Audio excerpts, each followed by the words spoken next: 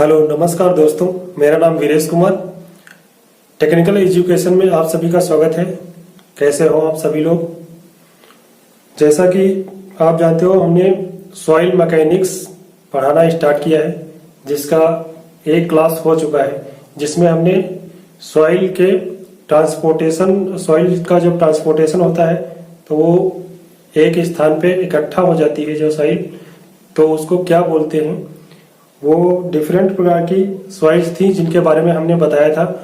उसके बाद हमने बताया था कि जो स्टेट एग्जाम में जो भी न्यूमेरिकल क्वेश्चन पूछे जाते हैं, उनके लिए जितने भी फार्मूले को पूछे जाते हैं, जितने भी रिलेटेड फार्मूले से क्वेश्चन पूछे जाते हैं, वो सारे फार्मूले हमने आपको बताए थे।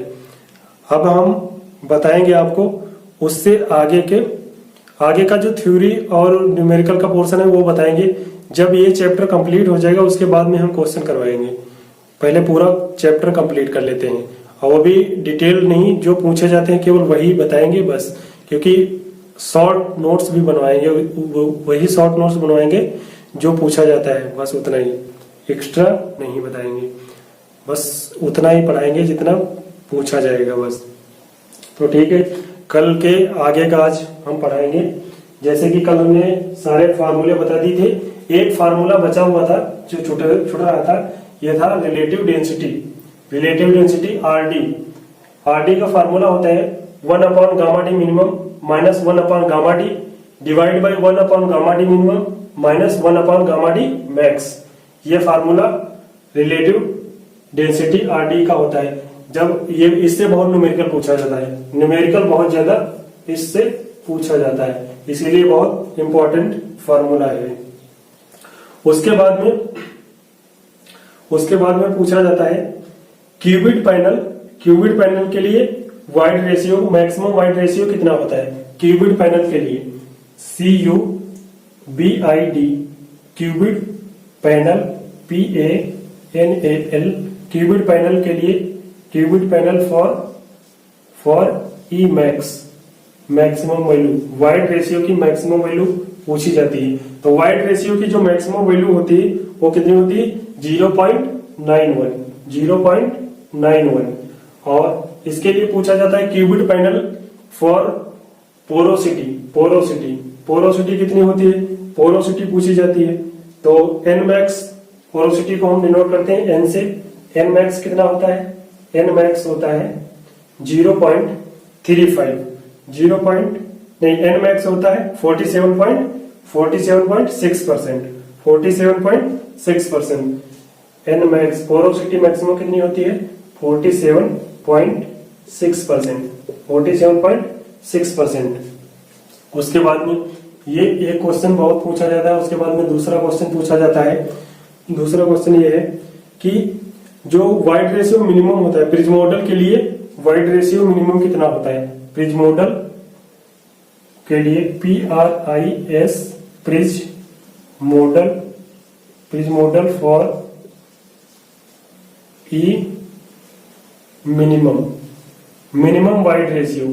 E होता है वाइड रेशियो और मिनिमम वाइड रेशियो कितना होता है? मिनिमम वाइड रेशियो होता है 0.35। कितना होता है? 0.35।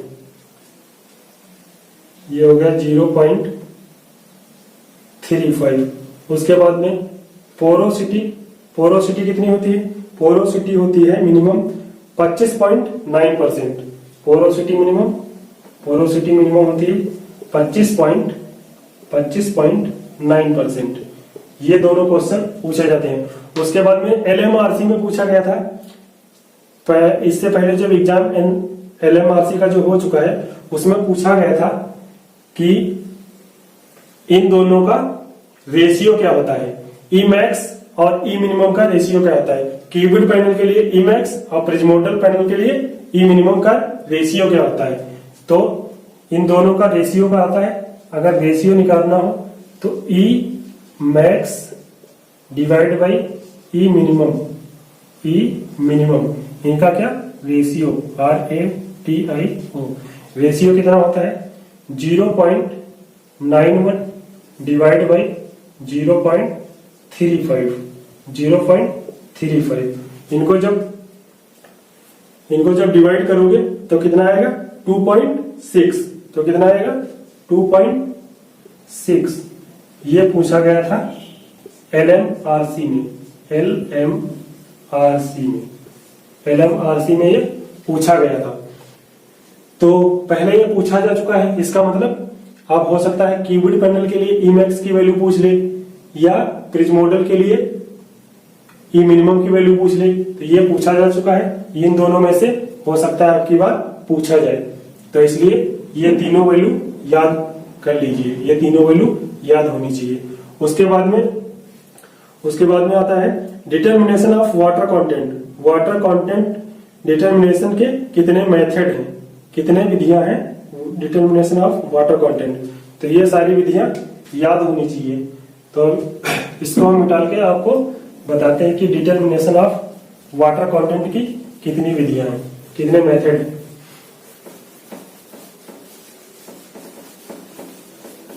Determination of water content,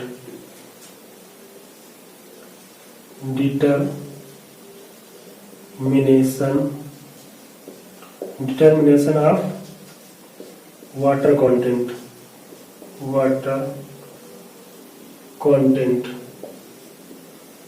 determination of water content WC। इनकी कौन कौन सी विधियां हैं? एक तो है, इसको ट्रिक से याद कर सकते हैं। कैसे? OPSC में TRA का एग्जाम देना है, ट्रिक है इसकी TRICK। इसकी ट्रिक है OPSC में TRA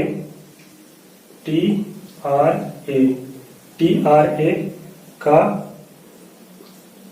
एग्जाम एग्जाम देना है। ये इसकी ट्रिक है याद करने की, मेथड याद करने की ये ट्रिक है। OPSC में TRA का एग्जाम देना है। तो O से क्या हो गया? O से हो गया oven drawing method, oven drawing DRYING, oven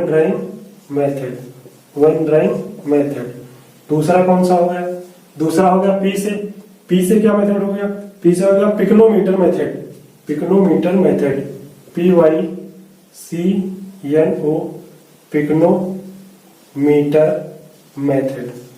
pycnometer method.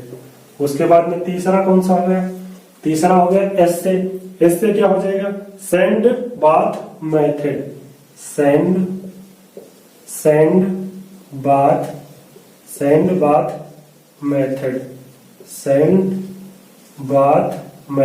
Method. उसके बाद में चौथा कौन सा हो गया? C से। C से क्या हो जाएगा? Calcium carbide method, CALCIUM,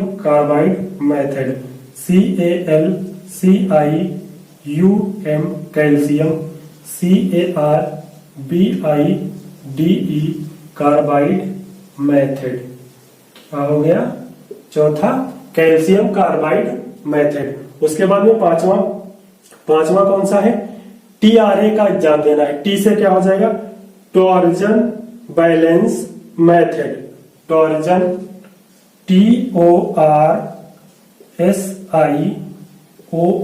torsion balance balance method, torsion balance method. ये हो गया पांचवा मेथड। TRA का एग्जाम देना है, यानी R। अब बचा R से क्या होता है? Radiation method. R से क्या हो गया?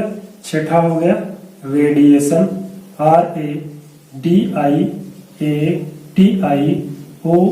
Radiation method. क्या हो गया? Radiation method. उसके बाद में सातवां कौन सा हो गया? A से क्या बच गया? एल्कोहल मेथड, ALCOHAL,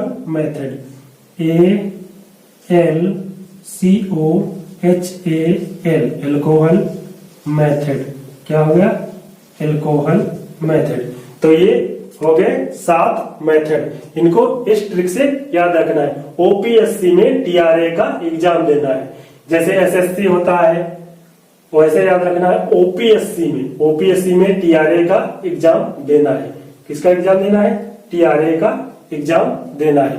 ओ से हो गया ओवन ड्राइंग मेथड, पी से हो गया पिकोनोमीटर मेथड, एस से सैंड बाथ मेथड, और सी से कैल्शियम कार्बाइड, टी से टॉर्जन बैलेंस, आर से रेडिएशन और ए से एल्कोहल मेथड। ये सातों मेथड याद रखना है क्योंकि पूछा जाता है। इसमें 4 ऑप्शन दिए होंगे जिसमें से पूछेगा इनमें से वाटर कंटेंट कौन सी मेथड से निकाला जाता है, तो इसमें से एक कोई दे देगा और 3 अलग मेथड दिए होंगे। तो ये सातों इस ट्रिक से याद रहेंगे। तो ये हो गए आपके डिटर्मिनेशन ऑफ वाटर कंटेंट। उसके बाद में अब इसमें क्या पूछा जाता है? ओवन ड्राइंग मेथड जो है उसमें जो टेम्परेचर होता है वो कितना होता है इनऑर्गेनिक के लिए और ऑर्गेनिक के लिए। तो इसमें क्या पूछा जाता है? इसमें पूछा जाता है ऑर्गेनिक के लिए टेम्परेचर, ऑर्गेनिक सॉइल के लिए जो टेम्परेचर होता है वो कितना होता है। तो ऑर्गेनिक सॉइल के लिए टेम्परेचर होता है 105 से 110 डिग्री सेल्सियस। 105 से 110 डिग्री सेल्सियस कितना होता है? 105 से 110 डिग्री सेल्सियस। 105 से 110 degree Celsius. 110 degree Celsius organic soil के लिए। ऑर्गेनिक सॉइल के लिए टेम्परेचर जो होता है वो इनऑर्गेनिक के लिए होता है। इनऑर्गेनिक के लिए IN, इनऑर्गेनिक के लिए टेम्परेचर 105 से 110 डिग्री सेल्सियस और ऑर्गेनिक के लिए ऑर्गेनिक सॉइल के लिए 60 डिग्री सेल्सियस। कितना होता है? 60 डिग्री सेल्सियस। ठीक है। उसके बाद में पूछा जाता है कि ये कितने हावर पे ये ओवन ड्राइंग मेथड कितने घंटे में किया जाता है। तो ये किया जाता है 24 आवर में। कितने घंटे में? 24 आवर में। ये अपने में एक अलग अलग क्वेश्चन है। जैसे ओवन ड्राइंग मेथड इनऑर्गेनिक के लिए टेम्परेचर कितना होता है? 105 डिग्री सेल्सियस से 110 डिग्री सेल्सियस। ऑर्गेनिक सॉइल के लिए कितना होता है? 60 डिग्री सेल्सियस से 60 डिग्री सेल्सियस होता है। और ये कितने घंटे में किया जाता है? 24 घंटे में किया जाता है। 24 आवर में किया जाता है। उसके बाद में पिकोनोमीटर मेथड। अब पिकोनोमीटर मेथड में क्या होता है? पिकोनोमीटर मेथड में क्या होता है? इससे ओवन ड्राइंग मेथड हो गया। उसके बाद में पिकोनोमीटर मेथड ये मेजर करता है। क्या मेजर करता है? ये पूछा जाता है कि specific gravity and water content both are measured.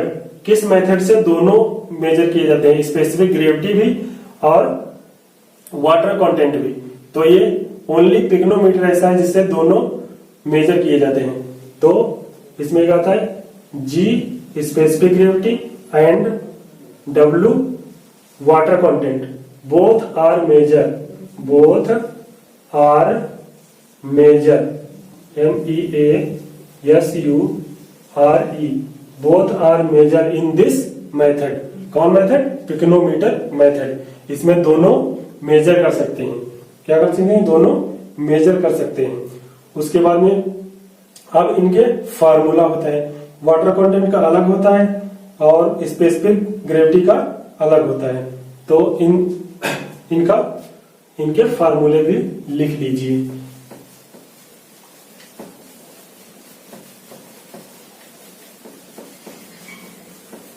पिकोनोमीटर method, इसके लिए वाटर कंटेंट का फार्मूला क्या होता है? वाटर कंटेंट का फार्मूला क्या होता है? W इक्वल टू होता है W2 माइनस W1, यानी इसका फार्मूला ऐसे याद किया जाता है 21 divide by 34 G minus 1 upon G minus का 1, ऐसे याद किया जाता है। अब 21 और 34 का मतलब क्या है? 21 का मतलब है W2 minus W1 divide by W3 minus W4, ये हो गया। उसके बाद में G minus 1 upon G minus का 1, ये क्या हो गया, इसका फार्मूला हो गया। इसको याद रखना है। इस पे न्यूमेरिकल पूछा जाता है या डायरेक्ट फार्मूला भी पूछा जाता है। न्यूमेरिकल भी पूछा जाता है और डायरेक्ट फार्मूला भी पूछा जाता है। इसको याद कैसे रखना है, 21 34 G minus 1 upon G minus 1, इसको विशेष का ध्यान रखना है। ये तो याद रहता है, लेकिन ये जो माइनस है इसमें ये माइनस छूट जाता है हर बार। जब भी याद करोगे आप तो ये माइनस छोड़ दोगे, इसीलिए यहाँ पे लिख लेना कि ये माइनस छूट जाता है। ये माइनस गलती करवाता है, क्वेश्चन में छूट जाता है तो आंसर मैच नहीं करता है या गलत आंसर आ जाता है। इसीलिए इस यहाँ पे लिख लेना, यहाँ पे गलती होती है, एक छूट जाता है। ये ट्रिक है 21/34, इससे याद करना है। वाटर कंटेंट का फार्मूला हो गया। उसके बाद में स्पेसिफिक ग्रेविटी, जी का फार्मूला क्या होता है, जी का फार्मूला होता है 21, जी का फार्मूला होता है 21 21 21 34, जी का फार्मूला होता है 21 21 21 34, ये फार्मूला होता है 21 21 34, 21 21 34, यानी W2 minus W1 divide by W2 minus W1 minus W3 minus W4, ये क्या हो गया 21 21 34, क्या हो गया 21 21 34। एक इसका फार्मूला है, ये फार्मूला हो गया स्पेसिफिक ग्रेविटी। पिग्नोमीटर से जब स्पेसिफिक ग्रेविटी निकालते हैं तो उसका फार्मूला होता है W2 minus W1 divide by W3 minus W1 in minus W3 minus W4, W2 minus W1 minus W3 minus W4, यानी रहना तो सब में माइनस है, इसमें भी सब में माइनस ही है, कहीं प्लस नहीं है। बट याद रखना 21/34 21/34, और इसमें स्पेसिफिक ग्रेविटी में 21/21 माइनस 34, 21/21 माइनस 34, ऐसे 21/21 माइनस 34, ये इसकी ट्रिक है 21/21 माइनस 34। तो ये हो गया स्पेसिफिक ग्रेविटी का फार्मूला। अब तीसरा मेथड कौन सा आता है, calcium carbide method. Calcium carbide method, calcium carbide method, ये तीसरा मेथड है कैल्शियम कार्बाइड मेथड। तीसरा मेथड है calcium CALCIUM, calcium CARBIDE, calcium carbide method. इसमें क्या क्या मेन बातें याद रखनी है, इसमें याद रखना है ये, अब इसका दूसरा नाम भी होता है रैपिड मॉइस्चर मेथड। इसका एक दूसरा नाम होता है जो याद रखना है, rapid RAPID, rapid moisture MOISTU, rapid moisture method, rapid moisture method, ये दूसरा नाम। क्योंकि कभी कभी पूछ लेता है what is calcium carbide method, उसमें दिया होता है रैपिड मॉइस्चर मेथड और रैपिड मॉइस्चर मेथड, उसके बाद में दिया होता है ओवरनाइट मेथड, उसके बाद में दिया होता है core cutter sand replacement method. तो उसमें आंसर क्या होता है, रैपिड मॉइस्चर मेथड। जब दिया हो calcium, what is calcium carbide method, तो उसमें ये वाला सही हो जाएगा। तो ये दोनों नाम एक ही है, बस याद रखना, पूछ लेता है। कभी ये दिया होगा, ये ऑप्शन में दिया होगा, ये टिक करना होगा, कभी ये दिया होगा तो इसे टिक करना होगा, ऐसे। उसके बाद में और दूसरा पॉइंट इसमें क्या याद रखना है, दूसरा पॉइंट ये क्विक मेथड है, वो फास्ट मेथड है, फास्टर मेथड, और ये 5 से 7 सेकंड में कंप्लीट हो जाता है। It is a faster method, faster method, complete with in 5 to 7 minute, यानी 5 से 7 मिनट में ये कंप्लीट हो जाता है, 5 से 7 मिनट में अपनी रीडिंग दे देता है। उसके बाद में मेन पॉइंट क्या है, मेन पॉइंट इसमें यह है कि इसमें एसिटिलीन गैस रिलीज होती है, ये बहुत इंपॉर्टेंट है। इसमें एसिटिलीन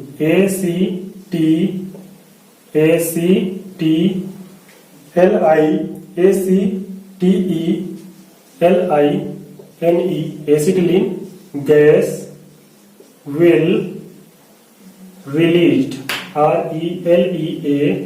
RELEASED। इसमें क्या होता है, एसिटिलीन गैस रिलीज होती है। ये वाला LMRC में क्वेश्चन पूछा जा चुका है, LMRC में ये वाला क्वेश्चन पूछा जाता है, कैल्शियम कार्बाइड मेथड में कौन सी गैस रिलीज होती है, तो उसमें एसिटिलीन गैस रिलीज होती है। उसके बाद में मेन पॉइंट कौन सा है,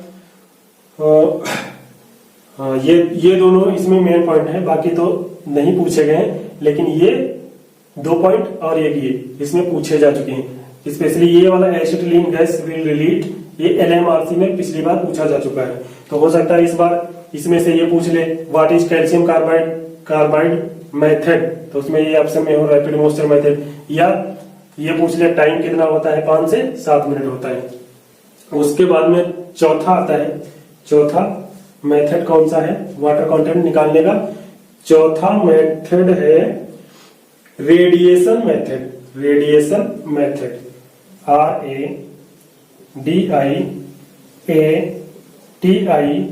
RADIATION, radiation method, radiation method.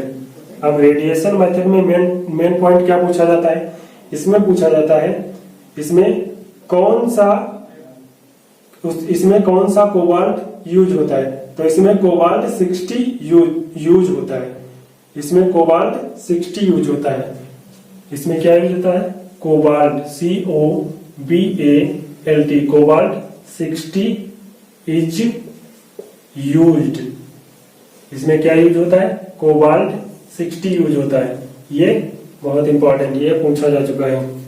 उसके बाद में specific gravity denote, specific gravity जो हम डिनोट करते हैं वो कितने टेम्परेचर पर डिनोट करते हैं, तो specific gravity, specific gravity GRAVITY, specific gravity denote with temperature कितना, 20 डिग्री सेल्सियस, 20 डिग्री सेल्सियस पे स्पेसिफिक ग्रेविटी डिनोट करते हैं। Specific gravity denote 27 degree Celsius. उसके बाद में वाटर कंटेंट निकालने के तो 7 मेथड थे, वो 7 याद रखने हैं। उसके बाद में ये 4 मेथड, उनमें कुछ जो चीजें हैं जो इंपॉर्टेंट है वो याद रखनी है। उसके बाद में आगे जो मेथड दिए हैं वो इंपॉर्टेंट इतना नहीं है। उसके बाद में हम बताते हैं आपको कि वाटर कंटेंट निकालने के मेथड बता दिए, आप बताएंगे determination of unit weight of soil, determination of unit weight of soil, method of determination of unit weight, method of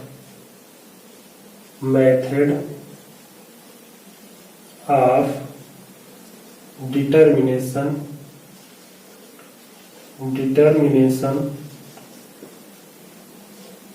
method of determination of unit weight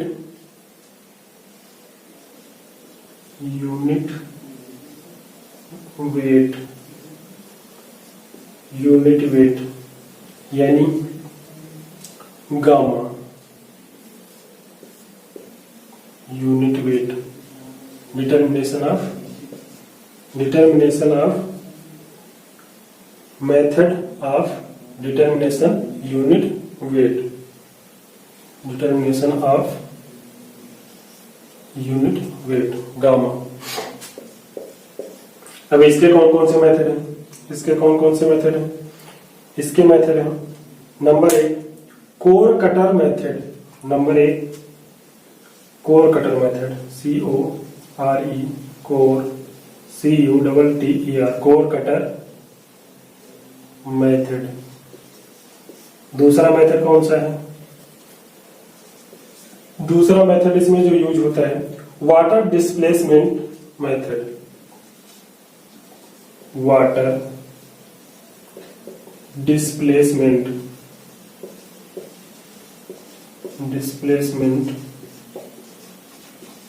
method. तीसरा इसमें कौन सा मेथड यूज होता है?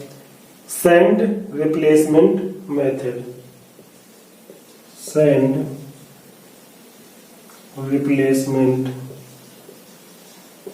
Sand replacement method. चौथा कौन सा use होता है? Water balloon method. Water balloon method. पांचवा कौन सा मेथड यूज होता है? Radiation method. RADI radiation method. अब ये मेथड हम आपको क्यों लिखवा रहे हैं? इसलिए लिखवा रहे हैं क्योंकि इनमें से पूछा जाता है कि आपको पूछेगा यूनिट वेट निकालने का कौन सा, इन चारों में से, चार ऑप्शन दिए होंगे, पूछेगा यूनिट वेट निकालने का इन चारों में से कौन सा मेथड है। तीन मेथड तो उसमें डाल देगा वाटर कंटेंट निकालने के, उसमें से एक डाल देगा यूनिट वेट निकालने का, जो कि आपको टिक करना होगा कि ये मेथड है यूनिट वेट निकालने का, जिसमें से या तो उसमें दिया होगा कोर कटर मेथड, या दिया होगा वाटर डिस्प्लेसमेंट, या सैंड रिप्लेसमेंट, या वाटर बैलून, या रेडिएशन मेथड। इनमें से एक दिया होगा तो आपको टिक करना होगा, इसीलिए ये आपको याद रखना जरूरी है। जैसे सी की कोई ट्रिक बना लो, जैसे WWS CR, इसकी ट्रिक हो जाएगी TRICK, इसकी ट्रिक ये हो जाएगी याद करने की WWC CSR WWS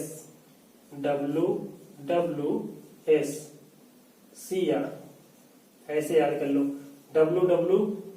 WWS CR यानी W से वाटर डिस्प्लेसमेंट, W से वाटर बैलून, और S से सैंड रिप्लेसमेंट, R से रेडिएशन, C से कोर कटर मेथड। तो इससे याद कर लो WWS CR ऐसे याद कर लो। उसके बाद में आपको बताते हैं कि कोर कटर मेथड जो यूज करते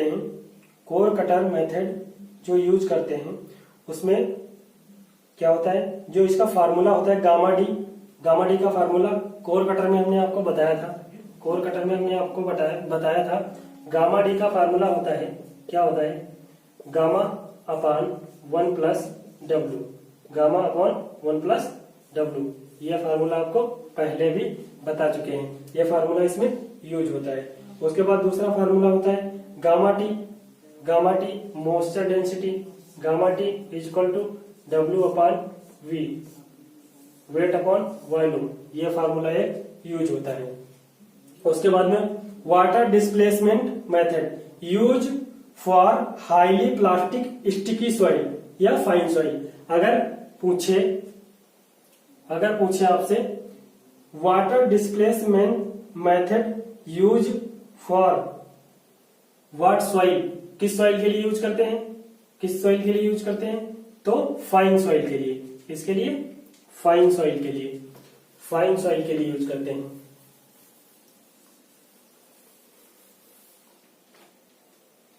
जो ये water displacement use for fine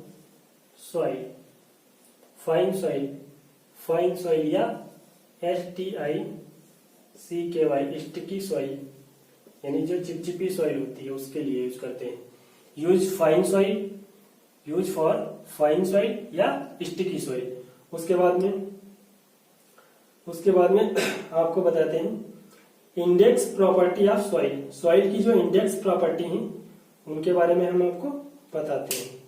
soil की इंडेक्स प्रॉपर्टी, ये इतना आपको याद रखना है, मेन ये मेथड याद रखना है, ठीक है, क्योंकि ये बहुत बार पूछे गए और पूछे जाएंगे, हर बार पूछे जाएंगे और पूछे जाते रहे।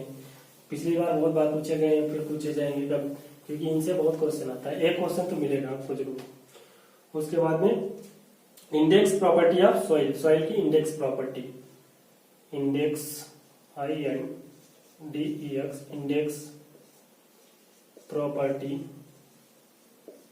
Index property of soil, index property of soil, इसको पढ़ना है। Index property of soil, grain size distribution help to find gradation and uniformity. जो ग्रेन साइज डिस्ट्रीब्यूशन होता है वो हेल्प करता है किसको फाइंड करने में,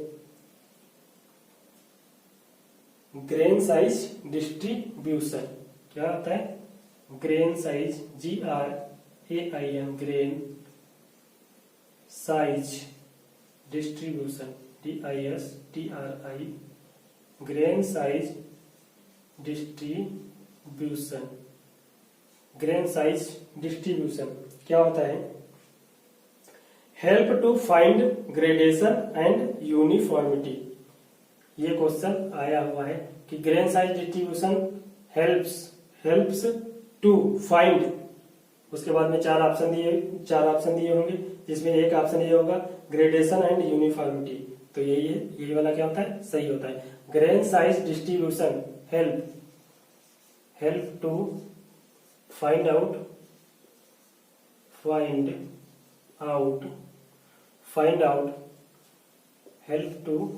help to find out gradation and uniformity, gradation, GRADATION, gradation and uniformity, gradation and uniformity। यानी ग्रेन साइज डिस्ट्रीब्यूशन जो होता है वो मदद करता है फाइंड आउट करने में, पता करने में, ग्रेडेशन यानी ग्रेड पता करने में, उसके बाद में यूनिफॉर्मिटी समानता पता करने में, जो सॉइल के पार्टिकल हैं उनकी समानता पता करने के लिए ग्रेन साइज डिस्ट्रीब्यूशन यूज किया जाता है। उसके बाद में हम आपको बताते हैं कि size of particle and soil, size of particle and soil, ये टेबल बहुत इंपॉर्टेंट है। Size of particle, PARTICLE, size of particle and soil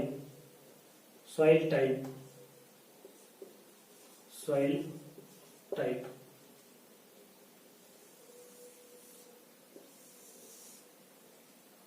अब इसको देखिए, सॉइल, इसको याद कैसे रखना है वो भी बताएंगे। अगर सॉइल लेस देन 2 माइक्रोन है, सॉइल अगर लेस देन 2 माइक्रोन है तो उसको क्या बोलेंगे, ये है क्ले। क्या है ये, क्ले। अगर 2 माइक्रोन से 75 माइक्रोन है तो उसको क्या बोलेंगे, ये है सिल्ट। क्या है, सिल्ट है। अगर 75 माइक्रोन से 4.75 माइक्रोन, 4.75 mm है तो उसको क्या बोलेंगे, सैंड है। क्या बोलेंगे, सैंड है। उसके बाद में अगर 4.75 mm से 80 mm है, अगर 4.75 mm से 80 mm है तो उसे क्या बोलेंगे, ये है ग्रेवल। क्या है, ग्रेवल। उसके बाद में 80 mm से अगर 300 mm है तो ये क्या है, अगर 300 mm है तो ये क्या है, ये है कोबल्स। ये है कोबल्स। ये क्या है, कोबल्स, COBBLES। ये क्या है, कोबल्स है। अगर ग्रेटर देन 300 mm है, अगर ग्रेटर देन 300 mm है तो ये क्या है, ये है बोल्डर, BOULDER। आर, ये है बोल्डर। अब इसको याद कैसे रखना है वो भी आपको बताते हैं। इसको याद कैसे रखना है, इसकी ट्रिक है TRICK। इसकी ट्रिक है बिकॉज एसएससी का एग्जाम देना है। Because BCG, because BCG, because SSC का एग्जाम, SSC का एग्जाम देना है।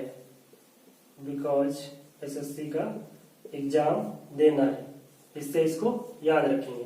कैसे याद रखेंगे, बिकॉज BCG, बिकॉज SSC का एग्जाम देना है। B से बोल्डर, C से कोबल, G से ग्रेवल, S से सैंड, S से सिल्ट, C से क्ले।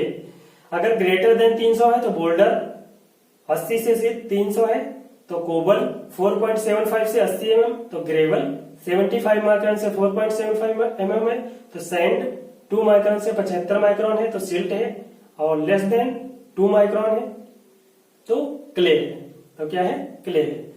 अब ये टेबल तो बहुत इंपॉर्टेंट है, इसको याद रखना। उसके बाद में एक इसी टाइप की दूसरी टेबल है जो मैं यहीं पे बताता हूं।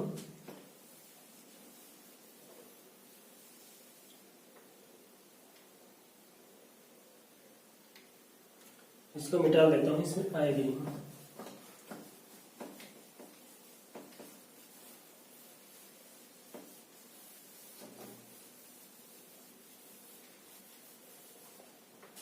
दूसरी टेबल है, पहले एक ऐसे लाइन खींच लो, पहले क्या कर लो, ऐसे एक लाइन खींच लो। उसके बाद में लिखो, क्या लिखो, बिकॉज, बिकॉज यानी हमने क्या लिखा था, 300, फिर 300, उसके बाद में 80, क्या लिखा था, 80, फिर 4.75, 4.75, फिर उसके बाद में 4.75, फिर 75 माइक्रोन, फिर उसके बाद में 2 माइक्रोन। क्या हो गया, 380, 4.75, 380, 4.75, 4.75, फिर उसके बाद में 75 माइक्रोन, या इसको लिख सकते हैं 0.002। चलो mm में ही लिख लेते हैं, mm में ही इसको लिख लो। कैसे, 0.075, 0.075, इसको क्या लिखेंगे, 0.002 mm, 0.002 mm। अब क्या करते हैं, इसमें लिखते हैं 300 से ज्यादा है तो क्या हो गया, बोल्डर। 300 से 80 mm है तो क्या हो गया, 300 से 80 mm है तो क्या हो गया, ये हो गया कोबल। क्या हो गया, कोबल। यहां से लिखते हैं ये कोबल, ये हो गया कोबल। अब अगर 80 से 4.75 mm है तो बिकॉज, बिकॉज G ग्रेवल। उसके बाद में 4.75 से 0.075 है तो बिकॉज SSC, यानी क्या हो गया, सैंड हो गया।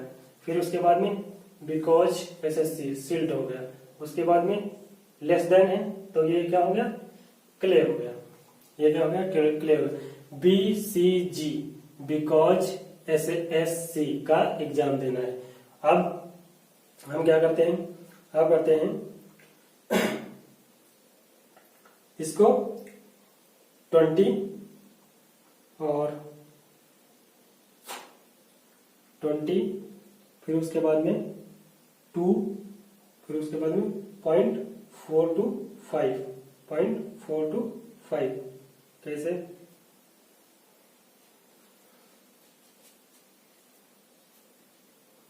अस्सी, यहाँ पे 80 है, यहाँ पे हम करते हैं 20, फिर यहाँ पे हो जाएगा 2 माइक्रोन। उसके बाद में 0.425, 0.425, उसके बाद में 0.425, ये हो जाएगा। तो यहाँ से इसको निकालेंगे 80 से 20 से 80 mm। हाँ 20 से 80 mm का हो जाएगा। ये ग्रेवल में आता है तो 20 से 80 mm क्या हो जाएगा, 20 से 80 mm, 20 से 80 mm हो जाएगा कोर्स के लिए, कोर्स ग्रेवल। हाँ अब यहां से कैसे आपको याद रखना है, देखो अगर 20 से इस साइड में देखोगे तो 20 से 80 हो जाएगा। तो ये क्या हो जाएगा, ग्रेवल। पहले तो ग्रेवल के लिए GRAVEL ग्रेवल के लिए, फिर उसके बाद में सैंड, फिर उसके बाद में सैंड के लिए।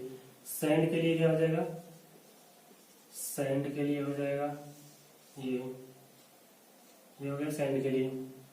अब क्या है, ग्रेवल क्या होता है, एक होता है कोर्स COAR कोर्स ग्रेवल। तो कोर्स ग्रेवल के लिए GRAVEL कोर्स ग्रेवल के लिए क्या हो जाएगा 20 से 80 mm, 20 से 80 mm।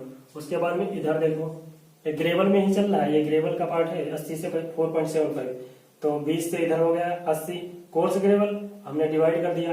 अब 20 से इधर कितना हो गया, 20 से 4.75 fine gravel FINE fine GRAVEL fine gravel. Fine gravel कितना हो गया 20 से 4.75, यानी 20 से 4.75 से 20 mm, 4.75 से 20 mm। ये क्या हो गया, ये हो गया फाइन ग्रेवल। अब उसके बाद हो गया सैंड आ गया, coarse sand COARSE coarse sand. पहले तो केवल सैंड था, अब उसमें सैंड को 3 में डिवाइड कर दिया, coarse sand, medium sand, fine sand. वैसे ग्रेवल पहले ग्रेवल ही था, उसके बाद में फिर हमने इसको 2 में डिवाइड किया, एक कोर्स ग्रेवल एक फाइन ग्रेवल। कोर्स ग्रेवल 20 से 80 mm, फाइन ग्रेवल 4.75 से 20 mm। अगर 4.75 mm से 20 mm तक पार्टिकल है तो है फाइन ग्रेवल। इसी प्रकार से सैंड कोर्स ग्रेवल के लिए कोर्स ग्रेवल ये हो गया सैंड कोर्स ग्रेवल 2 से 4.75, इधर से 2 से 4.75, यानी 2 से 4.75 mm, 2 से 4.75 mm ये हो गया कोर्स सैंड। अब क्या कहता है medium MEDIUM medium sand. Medium sand क्या होता है, मीडियम सैंड हो गया तुम्हारा 2 से 0.425 से 2 mm, 0.425 से 2 mm। यहाँ पे ये दिया हुआ है, यहाँ पे ये रीडिंग दी हुई है, यहाँ पे ये रीडिंग दी हुई है, यहाँ पे ये बीच में 2 रीडिंग है, ये 2 है, ठीक है। 2 से 4.75 से 2 mm या 2 से 4.75 mm और एक 0.425 से 2 mm, यानी 0.425 से 2 mm कितना हो गया 2 mm। तो ये हो गया मीडियम सैंड। उसके बाद में fine sand, FINE fine sand. Fine sand में क्या हो गया फाइन सैंड, यानी 0.425 से 0.075, यानी 0.425 से 0.425 से 0.075, या इधर से 0.075 से 0.075 से 0.425 mm, ये क्या हो गया फाइन सैंड हो गया। अब अगर क्वेश्चन में पूछता है, क्वेश्चन में सबसे ज्यादा पूछता है ये वाली वैल्यू, सबसे ज्यादा मीडियम सैंड की वैल्यू पूछता है। मीडियम सैंड की वैल्यू क्या होगी, तो होगी क्या रेंज होगी 0.425 से 2 mm, 0.425 से 2 mm, ये बहुत पूछता है। उसके बाद में आपको याद रखना है फाइन सैंड। फाइन सैंड का क्या होता है 0.075 से 0.425 mm। उसके बाद में कोर्स सैंड क्या होता है 2 से 4.75, 2 से 4.75 mm। तो इस टेबल से ये वैल्यू याद रखी है, सबसे ज्यादा ये पूछता है, लेकिन याद सारी रखनी है आपको। पहले वाली जो हो गई वो तो ये हो गई। अब इन्हीं से यहाँ हमने 20 से डिवाइड कर दिया, क्योंकि हमको पता है रेंज 20 से 80 mm क्या होता है, कोर्स ग्रेवल, और 4.75 से 20 mm क्या होता है, फाइन ग्रेवल। यानी ग्रेवल को 2 कैटेगरी में डिवाइड किया है। इसी प्रकार से सैंड को 3 कैटेगरी में डिवाइड किया है, कोर्स सैंड, मीडियम सैंड और फाइन सैंड। इसीलिए इसमें 3 है, इसमें 2 है। ठीक है, तो ये वाली टेबल ऐसे समझ के याद कर सकते हो। यह तरीका बहुत अच्छा है याद करने का, इससे कभी भूलोगे नहीं। ठीक है, तो आप इसका स्क्रीनशॉट लीजिए, फिर मैं आगे चलता हूं।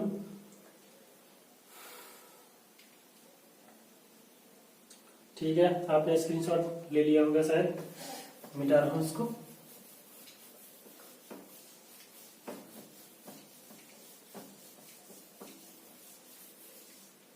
अब मैं बताता हूं सीव एनालिसिस।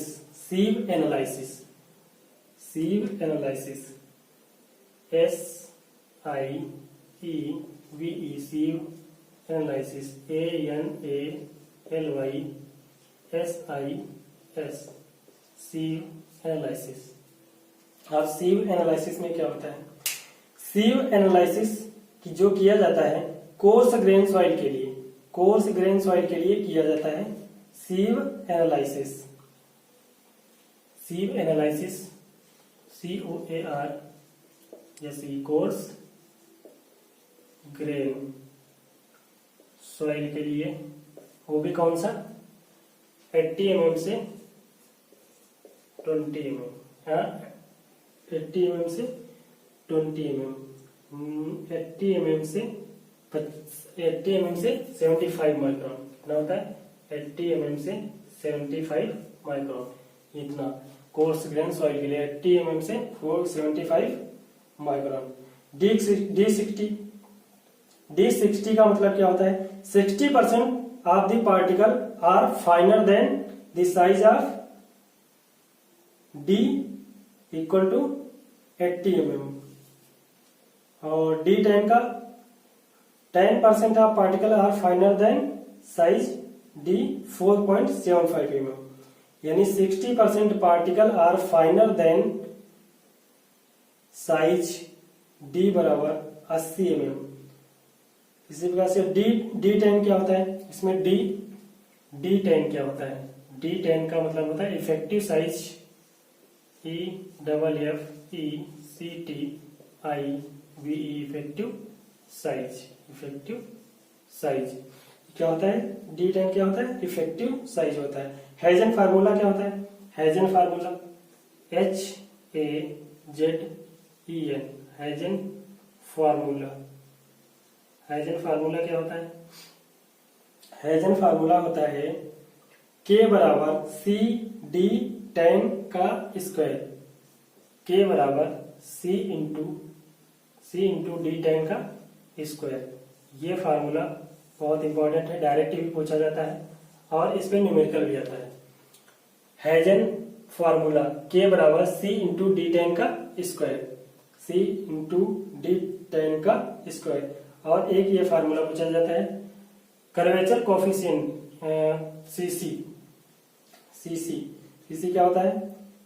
Curvature coefficient. और एक होता है CU, uniformly graded uniformity coefficient, CU। तो CC का फार्मूला क्या होता है? CC का फार्मूला होता है D60 अपॉन D10। एक तो ये बहुत इंपॉर्टेंट फार्मूला है, और एक होता है uniformity coefficient, CU। Uniformity coefficient CU का फार्मूला होता है D30 का square divide by D60 into D10। ये फार्मूला होता है।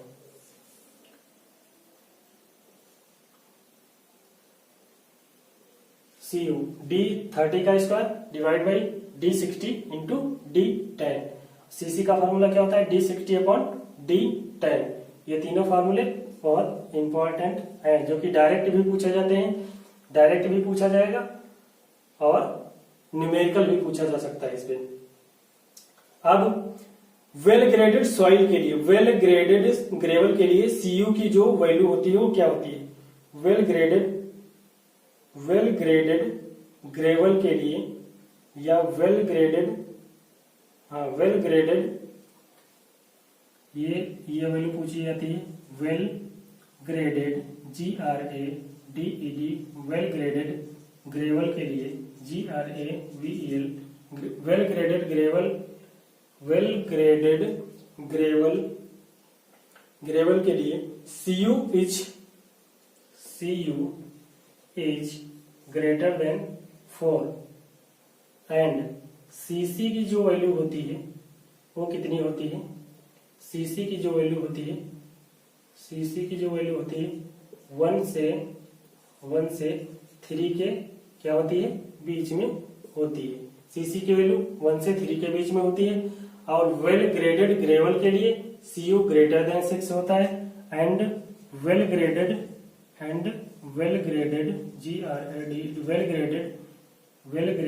सैंड के लिए जो CU की वैल्यू होती है वो ग्रेटर देन 6 होती है एंड CC की जो वैल्यू होती है वो 1 से जो CC की वैल्यू होती है वो 1 से 3 के बीच में होती है। क्या होती है? 1 से 3 के बीच में होती है। 1 से 3 के बीच में होती है। अब अगर पूछ ले uniformity CU coefficient of uniformity is find out. क्या फाइंड करता है? Coefficient what is find out in CU coefficient of uniformity is find out. क्या फाइंड आउट करता है CU क्या बताता है हमको? तो CU बताता है हमको पार्टिकल साइज रेंज। क्या बताता है? CU फाइंड आउट, इससे हमको फाइंड आउट कर सकते हैं। Find out uniformity coefficient find out particle size range. क्या फाइंड करता है? पार्टिकल साइज रेंज PARTICLE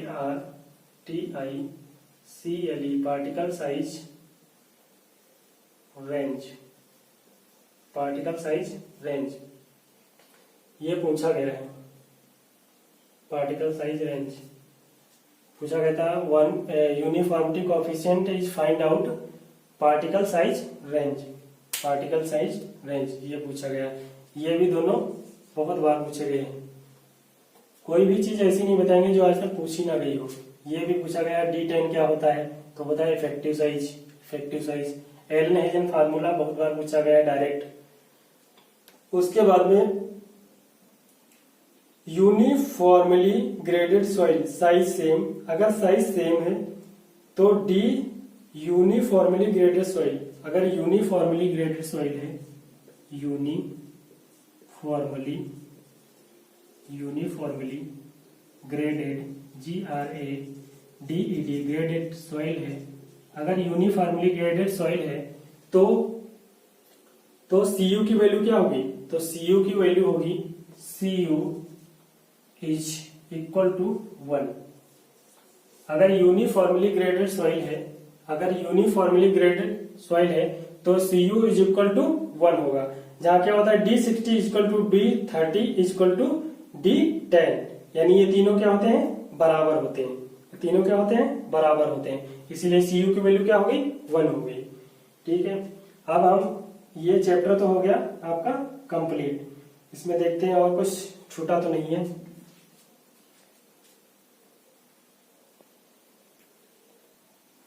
इस बता देता हूं साथ में। ठीक है, तो उन्हें भी आप याद रखिए। जैसे इसमें छुटा हुआ है, अगर आप पिकोनोमीटर से स्पेसिफिक ग्रेविटी निकालते हैं तो पिकोनोमीटर से स्पेसिफिक ग्रेविटी निकालने के लिए एक फार्मूला और होता है। स्पेसिफिक ग्रेविटी निकालने के लिए GRAVITY स्पेसिफिक ग्रेविटी निकालने के लिए G का एक और फार्मूला होता है। क्या होता है?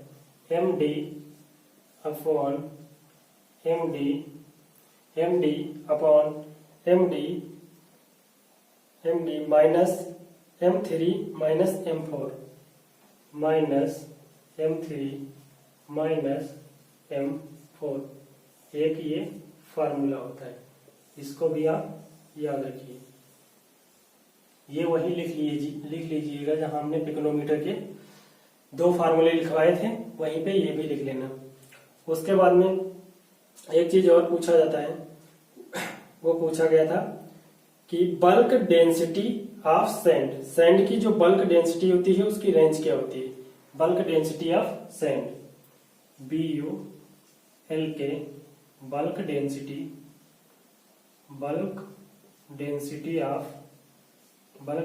ऑफ सैंड, ये कितनी होती है।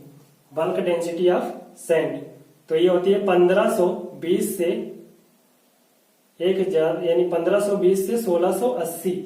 कितनी होती है, 1520 से 1680 KG per metre cube, KG per metre cube. ये LMRC में क्वेश्चन पूछा गया था, LMRC में पूछा गया था। बल्क डेंसिटी ऑफ सैंड 1520 से 1680 केजी पर मीटर क्यूब, ये पूछा गया है। उसके बाद में दूसरा bulk density of loose gravel, एक और पूछा गया था, बल्क डेंसिटी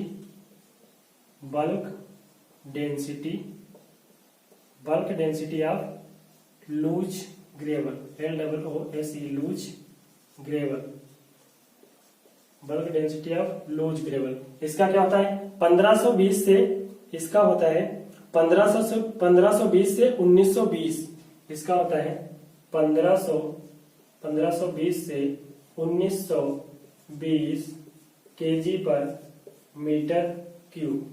ये दोनों क्वेश्चन याद रखनी है। बल्क डेंसिटी ऑफ सैंड होता है 1520 से 1680 KG per metre cube. Bulk density of loose gravel का होता है 1520 से 1920 केजी पर मीटर क्यूब। ये दोनों क्वेश्चन पूछे गए थे LMRC में। उसके बाद में आपको याद रखना है एक फार्मूला और है जो याद रखना है, gamma D is equal to, gamma D, ये डायरेक्ट फार्मूला पूछा गया था, gamma D is equal to 1 minus NA G gamma W upon 1 plus W into G upon 1 plus W into ji.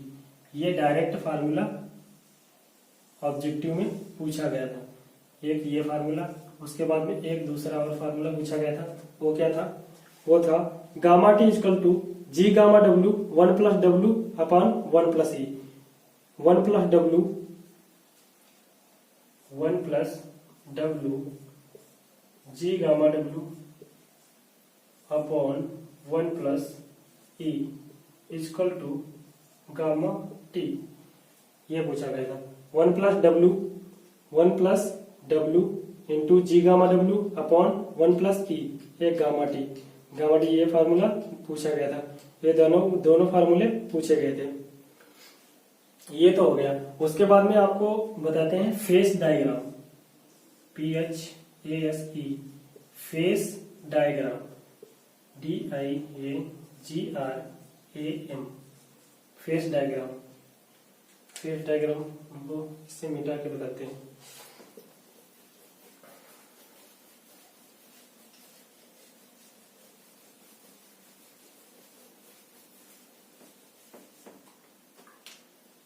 Soil mechanics phase diagram,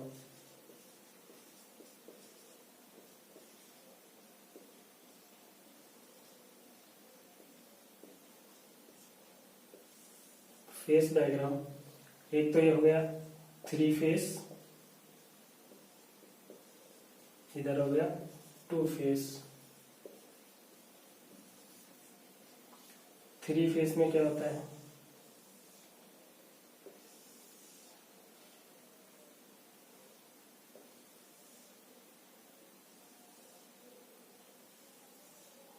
ये हो गया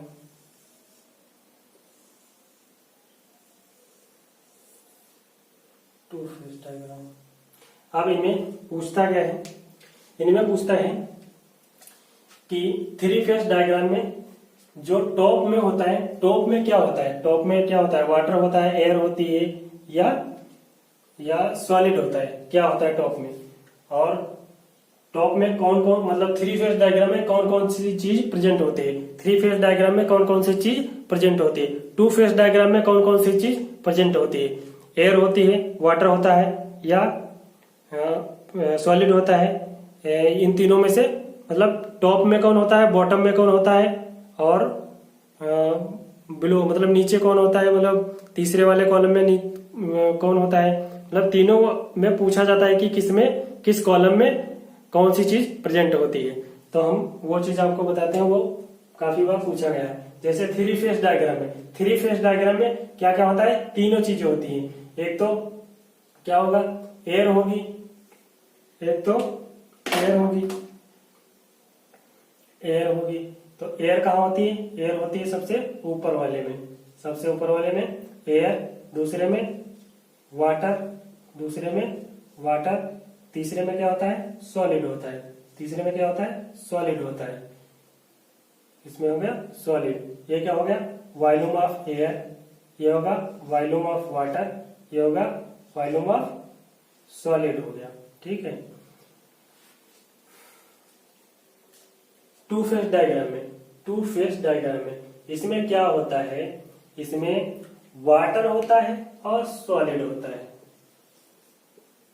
water होता है और सॉलिड होता है, क्योंकि ये सैचुरेटेड स्टेट में है, सैचुरेटेड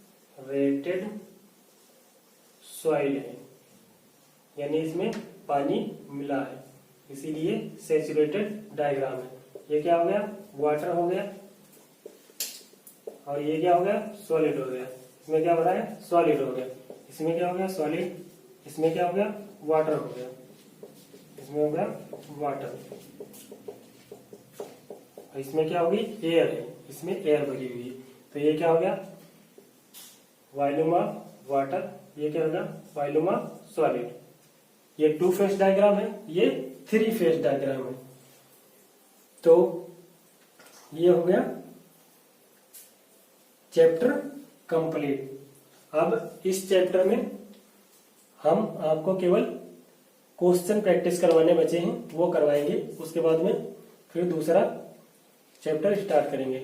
अब इसमें केवल जितने भी क्वेश्चन एलएमआरसी में पूछे गए हैं वो सारे, और जो एलएमआरसी में पूछे जा चुके हैं और जो पूछे जा सकते हैं, वो दोनों प्रकार के क्वेश्चन हम कल प्रैक्टिस करवाएंगे आपको। तो आज के लिए इतना ही दोस्तों। अगर आप इस चैनल पे नए हैं तो प्लीज इसको सब्सक्राइब कर लीजिए, ताकि आपको नए वीडियो की नोटिफिकेशन मिल सके और आप बेहतर से बेहतर तैयारी कर सकें हमारे साथ। तो ठीक है, आज के लिए इतना ही। Thank you.